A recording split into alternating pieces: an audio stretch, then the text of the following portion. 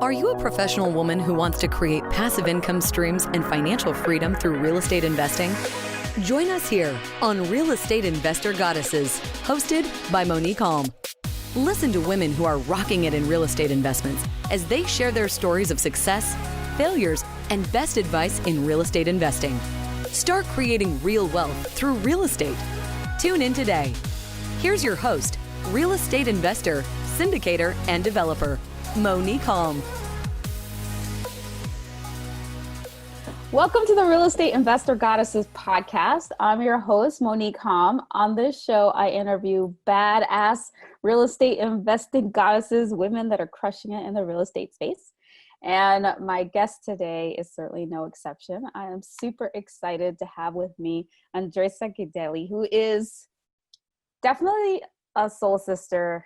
We both share a passion and a mission to help women be successful in real estate investing. And I'm super excited to have her here. She was born and raised in Brazil. And after finishing up her MBA, she made the bold move to the United States to start her second master's degree in professional business communications at LaSalle University. After graduating, she worked door-to-door.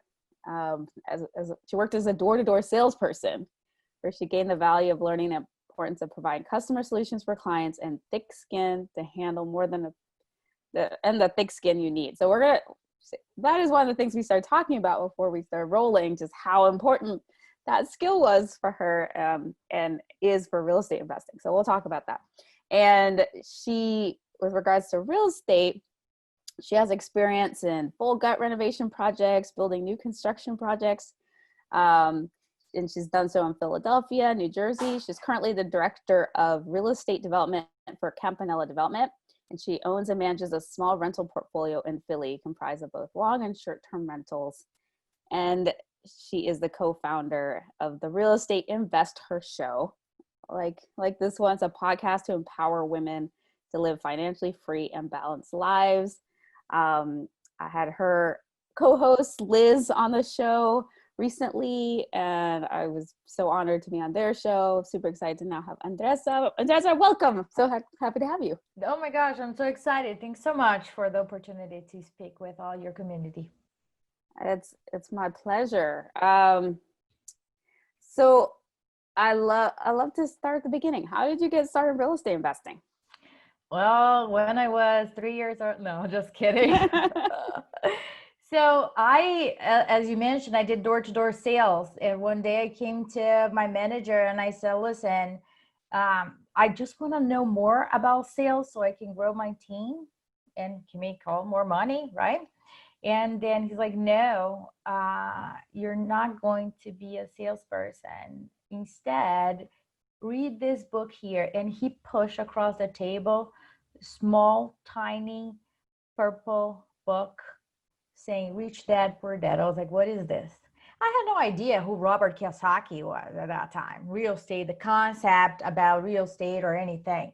My goal throughout my life was like, okay, I'm going to go to the US, gain my master's degree, get knowledge, go back to Brazil and find a good job in a multinational company. That was the plan. So when he pushed that book to me and he said, you're going to read it probably this weekend and next week we're going to talk about it. And I was like, when I was reading, I was like, wait, there is a world across here hiding. It's been like, how I don't know about this. And then one thing led to another. Starting investing in 2012, bought my first did a lot of courses and trainings with Rich Dad Company, and bought my first house in 2012. Renovated, paid a ton more for the construction that shouldn't have happened, but learned throughout the process. And I was able to pull a HELOC out. It was a primary house. I pulled the HELOC out, and that propelled us to invest in other properties and started doing partnerships, scaling, moving across new construction. And now I'm dealing with more larger developments in the commercial space. That's how everything started. Amazing. That so many people have been influenced by that book. Yeah, It's I cheesy, love it. right? But that's the truth. That's it, how he did. it shifts your paradigm, right? Because growing up, you're probably like me. You're taught to trade your time for money. You're taught to go to school, get to college, an advanced degree, and then get the best job you can get. Trade your time for money. Maybe put a little bit in the stock market, and then work till you're 65. You get a good. Yeah.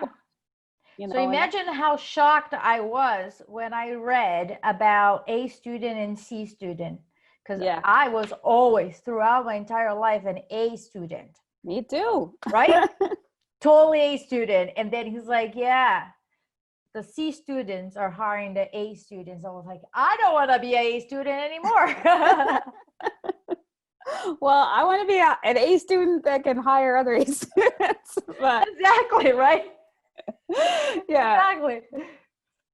Oh, gosh. That was it. It was really like reframing, like really reframing. And then start surrounding yourselves with other people that are already doing what you're doing.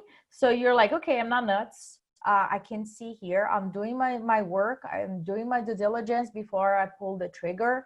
Very conscious about my criterias. I'm all about processes and criterias and making sure, I'm confident about the decision that I'm making, not emotional as much as possible.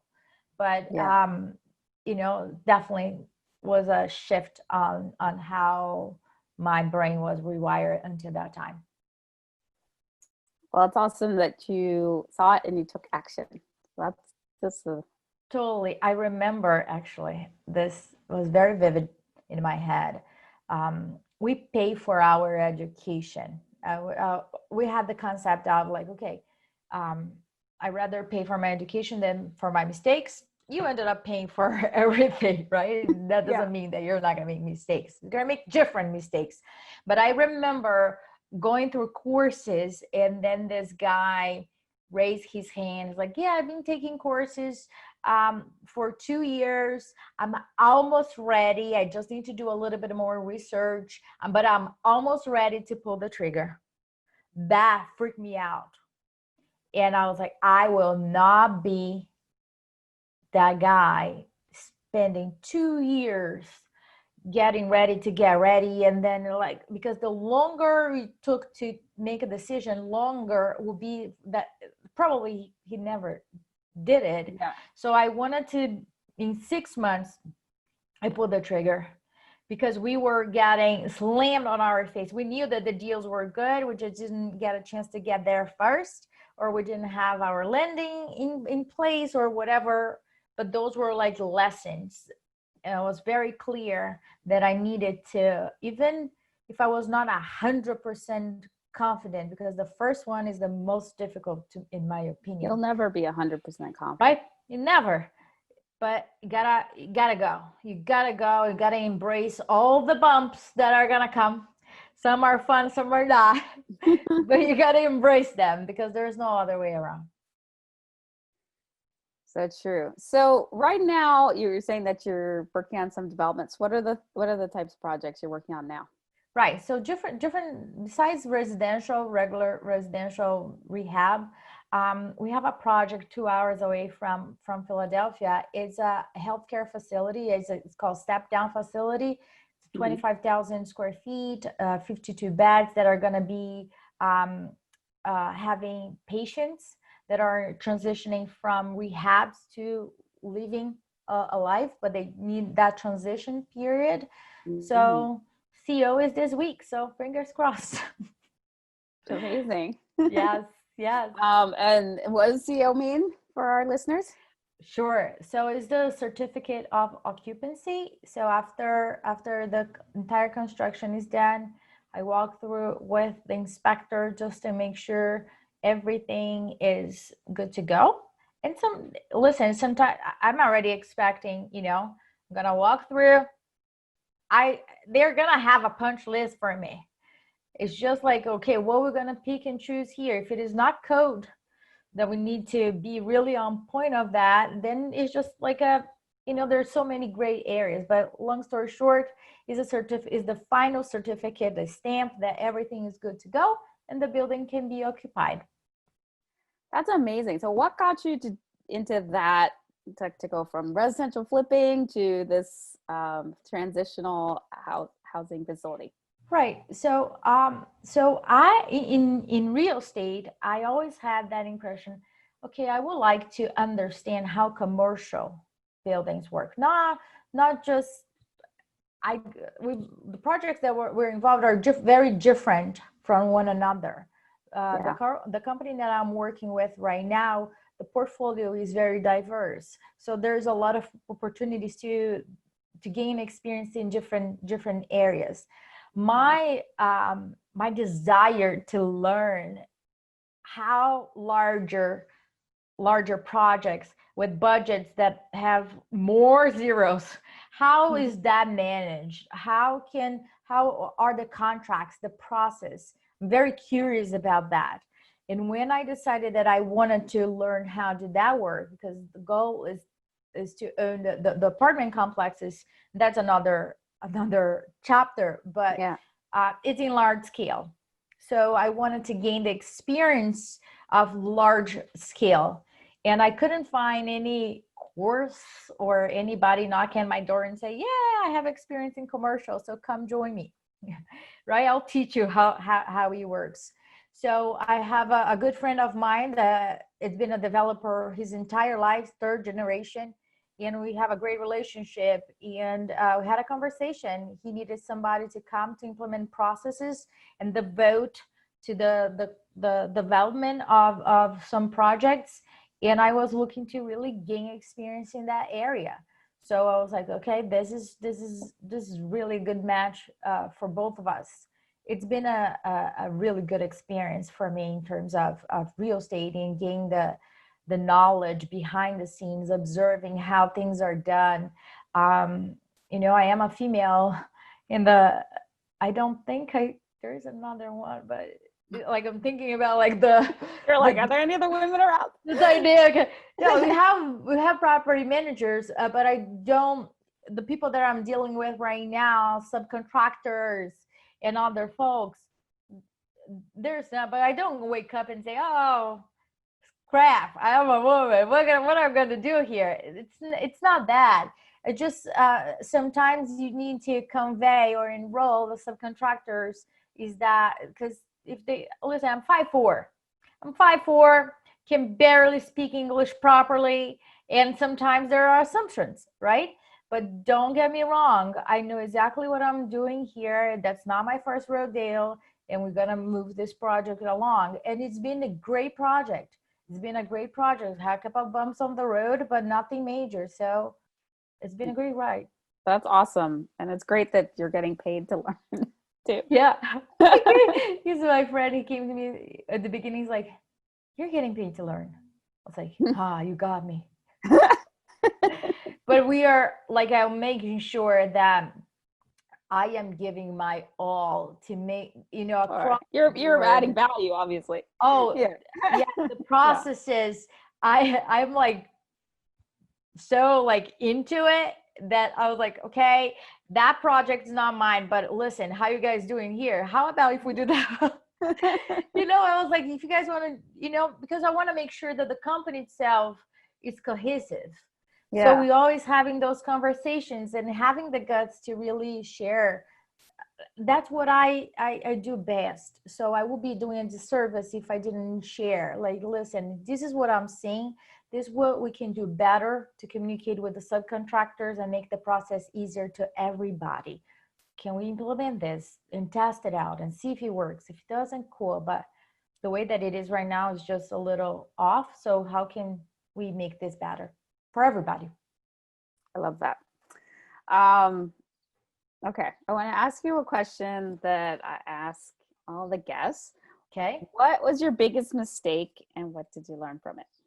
Listen, the biggest mistake was to allow the contractors, the general contractors, to be ahead of the money. I think that that's one of the struggles that many of us, doesn't matter, women, men, face is when the contractor is ahead of the game. And let me explain what do I mean by that.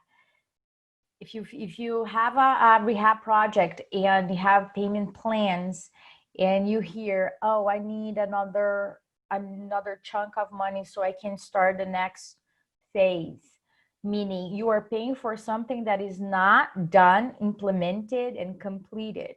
It means that he will be ahead of the game. I only pay for items that are done, installed, completed. Then I am good. Because if I always ask that question, if I have to fire the general contractor right now, do I have money to pay to hire another one and pay and continue being on budget, or do I need to get more money somewhere else? If the answer is yes, you're in good shape. The answer is no, because you gave an advance payment to that person, then it's a red flag, big time. And guess how I learned that? Was $17,500 that was taken from me. I gave the guy a chance. He was a military guy, and I was like, he's a military guy. Come on, he's not going to screw me over this. He, right? Disappeared. It took a year and a half to recover the funds. Wow. But at least you got them. Yeah. I got them because I was also smart, right? I keep track of everything. So I put a lien on his property, and when he sold, I got it. Yeah. Nice. Okay. And what are you most proud of? I think that like the resilience and the courage to continue going besides so many things, in real estate, the first time that I had to use an attorney for an issue, I was like, oh my gosh, this is bad. I need to use an attorney, like somebody suing me or suing them. And I learned that is just part of the game. I have an attorney. I have an attorney for eviction. I have an attorney for filing PPPs of the loans. I have an attorney for different matters. I have an attorney for different things. I think that when we go in this, we join this journey, we think there's going to be a smooth sailing, and when we start facing difficulties or challenges, we interpret that. I interpret that at that time as like, oh, I'm failing. I shouldn't be having those problems or difficult. Oh, my basement got flooded, right? How can I look at this as like, okay, here we go. Part of 1/3 of my profit down the drain because I need to redo the whole thing. But if I haven't continued growing and looking at those as strict lessons and just part of the business, right? I wouldn't understand that now that's just how things are. And then you continue moving, with the I feel that like we're being trained. This is part of the training. So either you get the lesson or you're going to continue getting the lesson all over again. Yeah. So every time that something happens, I was like, okay, what's the lesson here? Because I need to get it.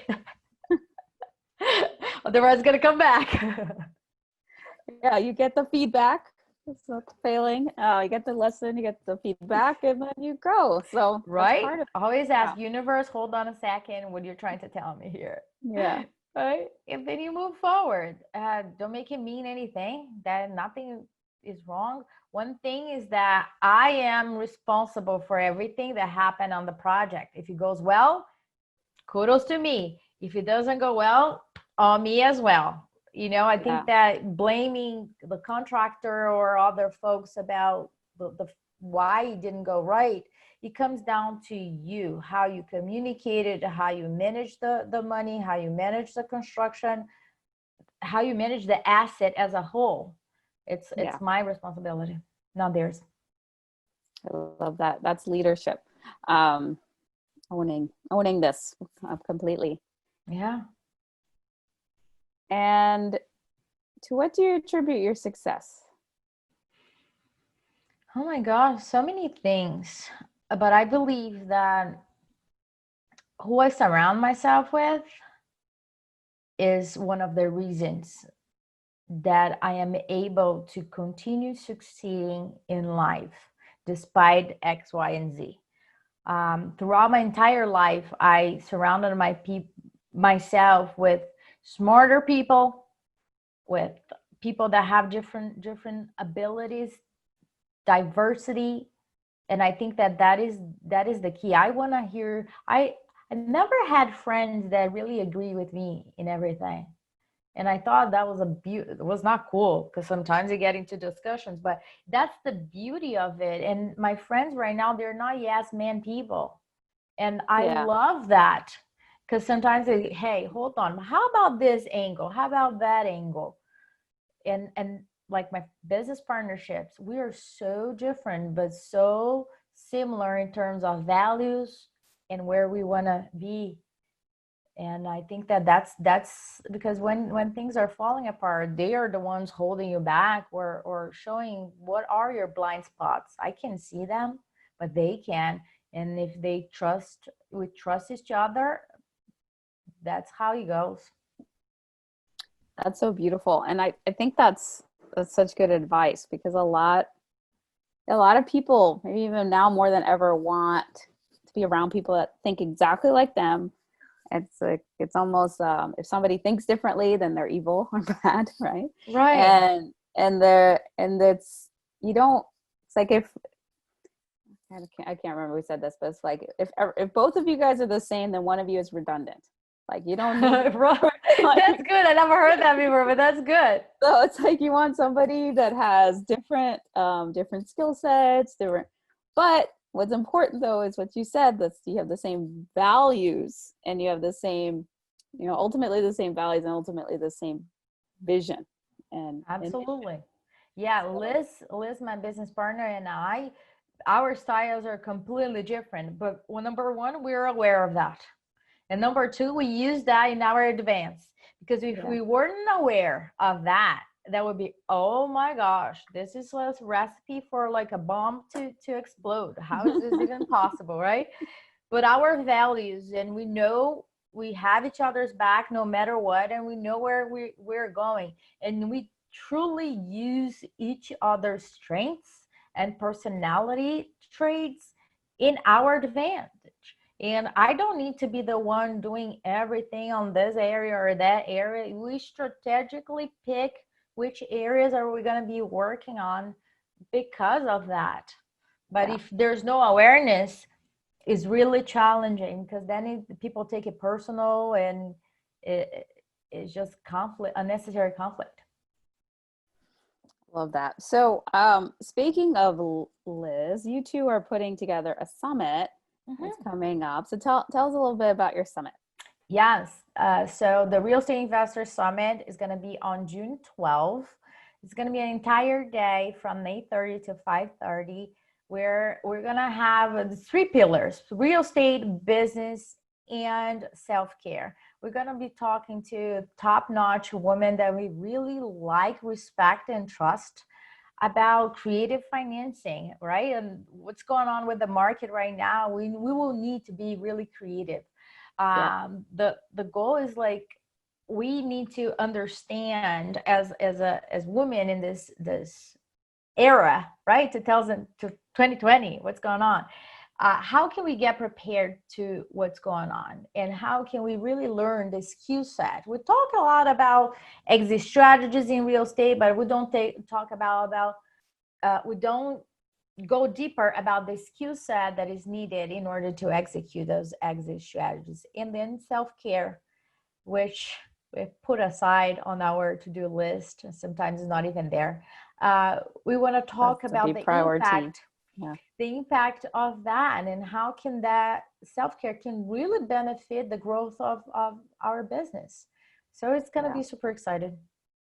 That's wonderful. So we'll have a link for that in the show notes, and so you can definitely check that out.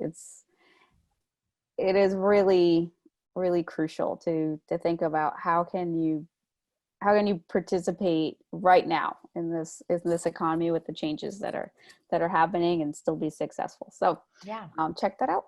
And okay, so before we go into our famed end of show Trinity, which is a brag of gratitude and desire, I have one more question for you. What do you wish you'd known at the beginning that you now know? Oh my God. I'm thinking, and what's coming to my head is that don't assume that I am not capable of doing something, because I'm totally capable. And sometimes I'm doing it already so good and so efficient, more efficient than what I might think others might be doing. So don't underestimate. Yeah. So you wish you hadn't, were you underestimating yourself at the beginning? You wish you'd known that you were so capable. Yeah, I think that, everything worked out the way that it should. I just think that sometimes we compare ourselves unnecessarily, and we're like, oh, I'm not ready yet to take that leap. I'm speaking more about the commercial space. Oh, I need a little bit more experience in residential in order to jump into commercial. No, don't think so. The same course is the same parameters. Yeah. It's not a completely different animal as I thought it will be. The core process is the same. Yeah, the foundational principles are the same with real estate. Absolutely. Awesome. So for the Trinity, how can people reach you, find out more about you and the investor community? Sure. So you guys can find us on Instagram at the realestateinvestor.com, and the Real Estate Investor page, or on our INVESTHER, InvestHER. Yes. Yeah. Or on our website, therealestateinvesthER.com. We have a Facebook community group where we have a lot of women there to support one another. We'd love to have you guys there. So now it's time for our Trinity, our brag of gratitude and a desire. Okay. What one thing you're celebrating right now? What's your brag? What I'm gonna brag about? I'm gonna brag that I saved, the last construction budget was above $1 million, and I saved almost 100,000 just for negotiating with people. Well bragged. Brag, right? Well bragged. And what's one thing that you are grateful for? Listen, right now at this moment, I'm super grateful for my health. There's nothing more important than that. Yeah. And last but certainly not least, what's one desire? Oh man, I can desire something else, but that we are just one race, period. And I really desire that my son will see that in the future, that I don't want him to see what we're seeing right now. I can't stand that, and I'm not tolerating it. It's my problem. It's his problem. It's everybody's problem. And we had enough. So that's it. Well, so shall your desire be, or so much better than you can imagine. I stand with you in that desire. Absolutely. Thank you. Yeah. Andresa, thank you so much. You guys can find her or go to therealestateinvesther.com or at don't forget the Real Estate Investor, and connect with us at REI Goddesses, or reigoddesses.com. Join, these are two communities of support for you as women, and join both. Yes, absolutely. This is not, I mean, somebody was asking me the other day, they're like, who are your competitors? You have like competitors in this space. I'm like, I don't think of it as competitors. We both have the same mission. Yeah. And so how about we hold hands and go, right? I'm like, I want to support you guys, because you're, I'm like, we're all for the same thing. So absolutely. like they're, I love that they had me on their show and shared about my summit, and I want to do the same. And we're just, we're here for each other because we all want. Yes, it's about time, right? That we all get united and then we move forward towards the same goal. We all rise together. Yeah. So thank you again. Thank you so much for having me.